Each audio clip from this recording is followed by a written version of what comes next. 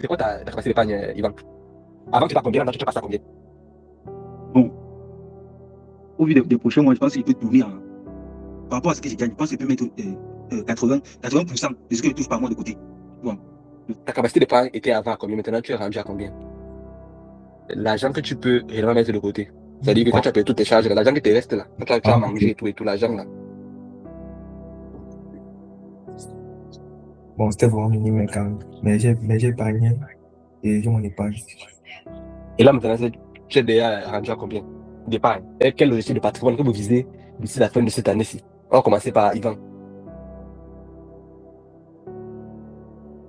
Ton micro. Bon. Cette année, je crois qu'en maximisant les chiffres et avoir aussi peut-être un travail pour l'été, je pense qu'il peut frôler les. Tu es obligé d'interpeller ça. D'interpeller ça. Parce que tu as vu la dernière fois quand il faut mettre là la mention. Nous ne sommes pas une église de réveil. Nous ne sommes pas une église de réveil.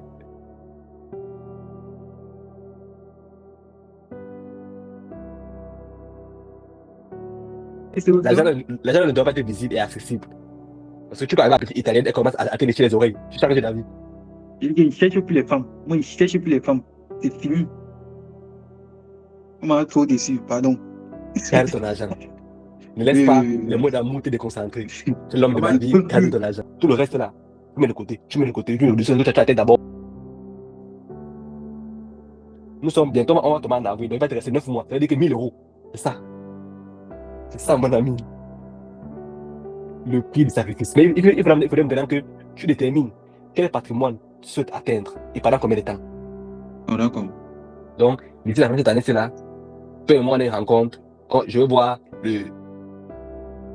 25 décembre, je vous donne rendez-vous ici. Le live est enregistré. C'est pour ça que les fêtes de fin d'année sont faites. Pour qu'on puisse profiter de faire que chacun atteigne son objectif. Pas que non, tel est mort, machin. Les gens meurent chaque année. Les gens doivent mourir. C'est quoi ton patrimoine cette année? Ok, cette année.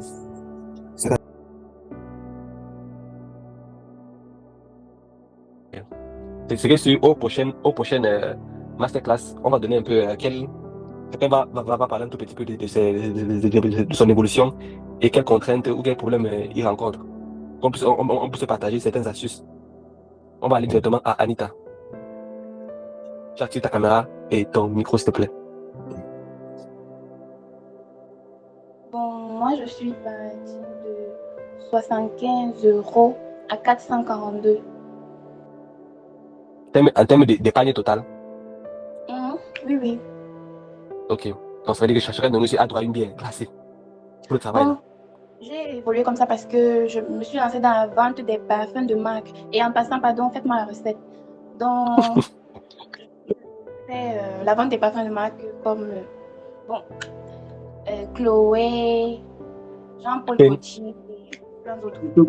Ok. Et ça marche bien ton affaire? Bon, oui, c'est quand même là. En termes de rotation de capital, tu as combien par mois? Tu touches la moyenne combien?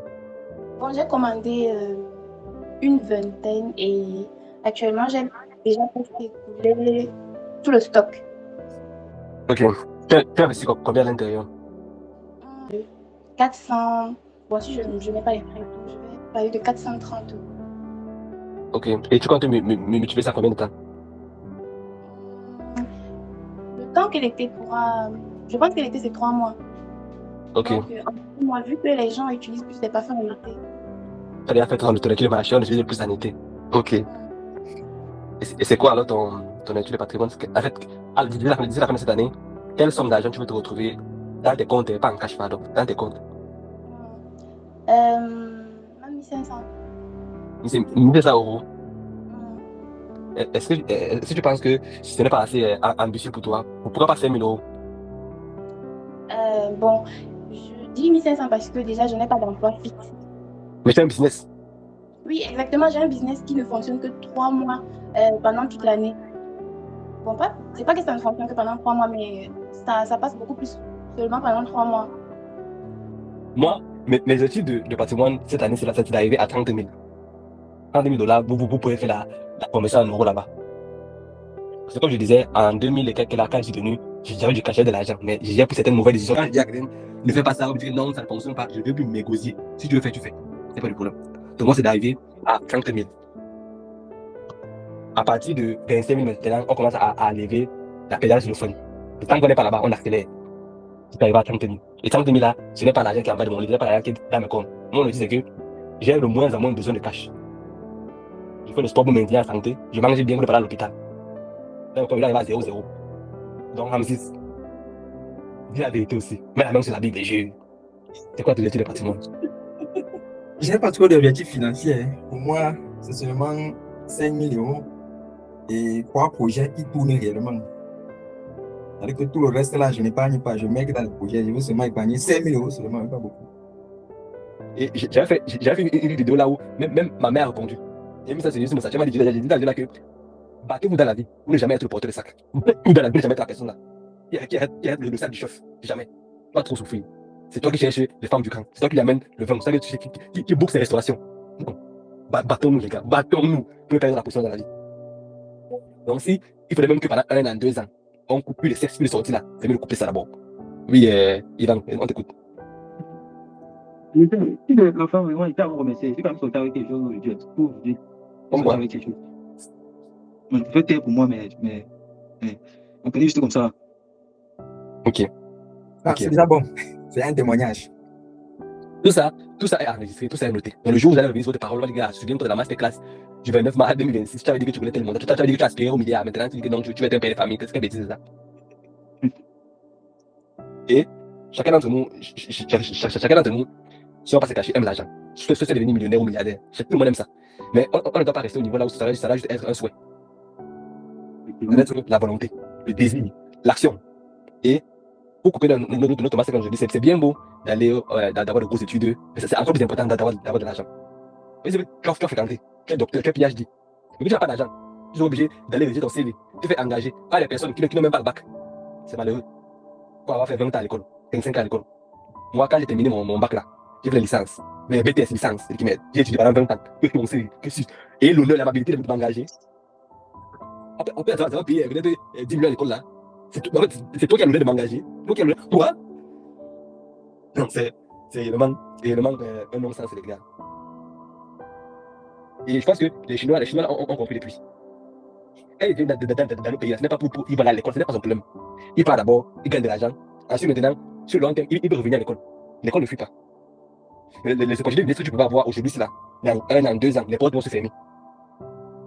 La force, l'énergie, le mindset que tu as maintenant, c'est là. À 26, 22 ans, 20 ans. Tu ne peux pas avoir ça à 30 ans. Avec les engagements financiers, la famille, la pression, pour te marier, il faut faire ça là. Donc quand tu as 20 ans là, c'est là où il faut te couper. Tu coupes pour dire, bon, je me donne 5 ans, je me donne 6 ans, 7 ans, j'atteins tel objectif là. Parce que personne ne travaillait. Moi, c'est mentir, personne ne travaille. On se lever le matin parce que ton parent t'attend là-bas. Personne n'aime ça. Et l'école nous a convaincu que le summum, le seul but d'avoir étudié, c'est d'obtenir un emploi. C'est ça. L'école nous a vraiment convaincu de ça. Donc, sur tout notre parcours d'apprentissage, on devrait avoir suffisamment de compétences pour être capable nous-mêmes de prendre soin de nous et de notre famille. Parce que quand on est à l'école, le professeur nous disait quoi faire. On savait encore. Quelqu'un dit encore quoi faire. Ça sera fini quand. Mais dit que tu ne vas pas faire l'arrogance, tu n'as pas l'argent, tu te fais petit. Tu apprends, tu baisses ton ego pendant 2 ans, pendant 3 ans, pendant 4 ans, pendant 7 ans. Une fois que tu as terminé ça, mon ami, puis ton CV, tu dis merci beaucoup pour ce que vous avez fait pour moi. Et moi, je me casse, je me taille. Hasta la vista. Donc, les gars, je sais vraiment, c'est vrai que tout ce que nous avons échangé ici dans le challenge, ça vous a permis de vraiment changer votre point de vue sur la gestion de l'argent, les finances, la psychologie. Vas-y. En fait, je vais justement me rejoindre Yvan, parce qu'il a dit, moi, vraiment, je vais dire que c'est la meilleure masterclass qu'on a fait depuis qu'on a commencé. C'est ce qu'il a dit. Enregistre ça, mon ami. Masterclass, c'est masterclass. Vas-y, on t'écoute. Aujourd'hui, vraiment, c'est vraiment la meilleure aujourd'hui. On a beaucoup plus appris qu'en 8 ans, ce qu'on a fait là-bas. Donc, on se rapproche de la qualité. C'est la qualité. C'est des choses qui touchent vraiment notre quotidien, c'est des choses qui touchent vraiment notre sensibilité. Je vais m'arrêter là. Il y a des choses qu'on fait même qui, vraiment, moi, je vois ça, je vois que c'est normal, alors que vraiment, ce n'est pas le cas du tout, par rapport à l'objectif que tu vas atteindre et tout. Voilà. Sinon, ça m'a vraiment ouvert les yeux. Je pense qu'il y a très très peu de choses qui peuvent avoir réellement un incident dans votre vie. Je ne sais pas si vous connaissez la loi de Pareto. Si vous raisonnez partout, c'est-à-dire qu'il y a 20% des choses que vous faites dans votre vie qui vont apporter 80% des résultats. Il y a 80% des choses que vous faites qui n'ont rien changé dans votre vie. Déjà, avoir un flux Netflix, sortir avec une fille à la suite de débat, ça va, sinon aucun impact significatif dans ta vie. Mais il y a une, deux, pour voir les choses que tu vas prendre maintenant, c'est à tes 20 ans. Que dans 7 ans, dans 10 ans, tu vas avoir des effets composés dessus. Comme faire du sport, manger bien, pas la consultation, c'est ton avis financier. Ça va radicalement changer ta trajectoire. Donc, cherchez uniquement les 20 actions que si vous faites aujourd'hui, c'est là, ça va améliorer votre vie. Moi, c'est pour ça que ça fonctionne. Le reste, là, il m'en fout. La dernière fois, quand je sais pas si c'était une autre personne que je disais que quand moi je vais travailler, c'est pour l'argent. Je ne suis pas venu faire un plan de carrière, tout ça, être motivé. Moi, je suis là, c'est pourquoi je suis là pour l'argent. Donc, quand on part de dire n'importe quoi là-bas, il me parle mal, le racisme, je m'en fous complètement. Si je viens là, je prends mon argent. Je peux venir pour faire ami avec les gens, c'est pas mon problème. Je suis pas avec les amis, non.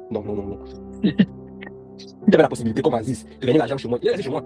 Pourquoi aller parler à les gens pour se le sourire, tout ça là, il m'en fout. Je veux rester chez moi, comme Valdez, je peux mon montant shipping, je suis au Cameroun, je gagne 3 000 $, 3 000 € par mois. Pourquoi venir me fatiguer ici, être avec les gens que je n'ai pas envie d'être? Mais vu que la vie me contraint d'abord à ça, je baisse mon ego. J'accepte ça. Pendant quelques années. Je suis pour maintenant, pour vivre le reste de ma vie comme un champion. Avec mes 4 femmes, bien sûr. Je vais laisser la parole à Anita pour clore le Thomas et classe d'aujourd'hui. Tina dit qu'avec tout ce qu'il y a à apprendre jusqu'ici, on peut le faire, chacun dans son domaine. Si on se donne les moyens de réussir et qu'on croit en nos potentiels, tout ira bien. Inch'Allah. Inch'Allah, les gars, parole de Anita. Mais comme moi, j'ai toujours un casseur de monde, je vais vous dire quelque chose encore. Pour atteindre votre objectif, vous devez choisir ce que vous êtes prêt à sacrifier. C'est ça qui va arriver. Vous ne pouvez pas avoir ça et continuer à avoir le même train de vie que vous avez maintenant. C'est clair. Donc, ce sont les sorties, les restaurants, les abonnements, la salle de sport, tout ça là. Quand vous n'avez pas atteint votre objectif là, ça disparaît. Je pense comment il va aller là-bas, je vais dire une fois la route là-bas, c'est pas mieux là-bas vraiment. Donc, tu vois que c'est l'argent qui t'intéresse le sport. Et demain, là-bas, je dis, si on avait trouvé d'autres moyens, d'autres moyens pour travailler le physique, mais sinon, vraiment. C'est lui-même qui a dit ça. C'est Ivan lui-même qui a dit ça. Non, ça c'est bon. La masterclass de l'année. Dans les deux pubs. C'est la masterclass de l'année, les gars. C'est la masterclass de l'année. C'est un témoignage.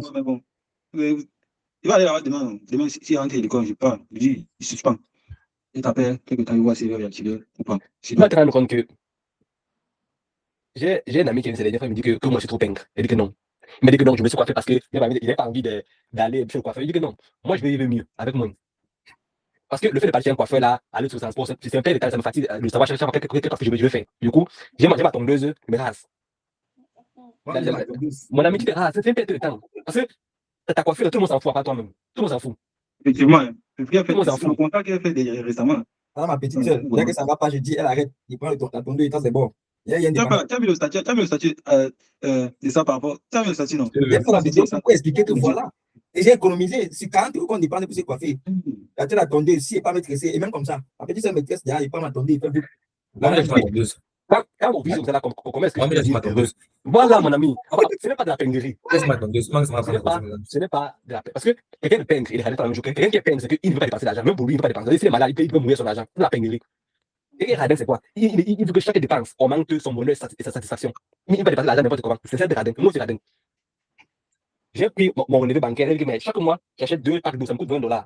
Il dit que non, ça dispense, ça me fatigue. J'ai acheté mon filtre d'eau, mon eau à ma maison de bois. Quand vous partez directement à l'essentiel, j'achète ça pourquoi? C'est pour boire de l'eau. S'il n'y a pas d'autre moyen, je peux boire de l'eau à dépenser moins. Le résultat ne change pas. Et tu vois que même sans parler de ça, il y avait un Italien ici depuis.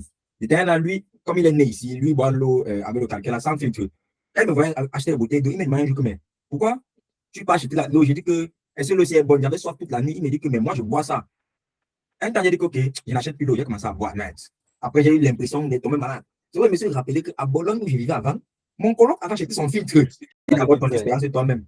Il faut laisser les pauvres là. Et vous remarquez que dans ce parcours-là, là où vous voulez optimiser votre vie, là, ceux qui vont dire que vous êtes radin, en fait, c'est ceux qui sont pauvres. Quelqu'un qui est pauvre qui te dit que tu es radin, c'est que tu es sur le bon chemin. Tu es sur le bon chemin, mon ami. Quelqu'un qui a beaucoup d'argent, il ne va jamais te juger sur le fait que tu veux optimiser tes dépenses, que tu veux mieux vivre. C'est tous ceux qui n'ont rien là, qui vont essayer de dire non, c'est mauvais, c'est pas ça comme ça là. Dans la vie, il faut vivre, il faut profiter de la vie et tout. Mais quand lui, maintenant, c'est compté, il n'a rien du tout. Il vit au jour le jour. C'est ça que j'appelais. Mais parfois, c'est même problème comme ça, t'as pas. C'est tout lui qui te conseille. Non, tu sais, bon, les placements là, épargner là, ça, on va mourir un jour et tout. Pourquoi faire ça et tout?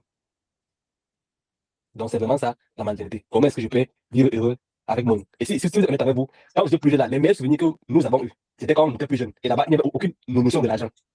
On était avec nos amis, on mangeait, aujourd'hui, on mange chez toi, chez ta mère, demain, on va manger chez ta mère, c'est fini. C'est pas la grandeur qu'on a compris que la vie est dure pour l'argent. Mais comment recréer ce sentiment-là et détacher votre valeur personnelle de l'argent? Si vous cultivez les bonnes habitudes, l'argent ne va pas vous surprendre. C'est celui qui a l'argent qui a les critères.